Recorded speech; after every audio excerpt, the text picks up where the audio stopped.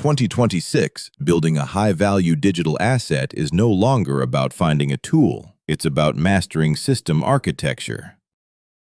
While amateur creators are stuck in the AI content loop, elite entrepreneurs are building systems that leverage automation to scale your efforts.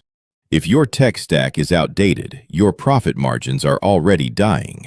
Today, we are stripping back the layers. We will analyze the 3 layers of a high-performance stack: strategic infrastructure, content velocity systems, and the high-ticket conversion engine. Layer 1 is strategic infrastructure. It starts with elite education. You need a proven roadmap like Freedom Breakthrough 3.0 to identify high-margin gaps before the market saturates.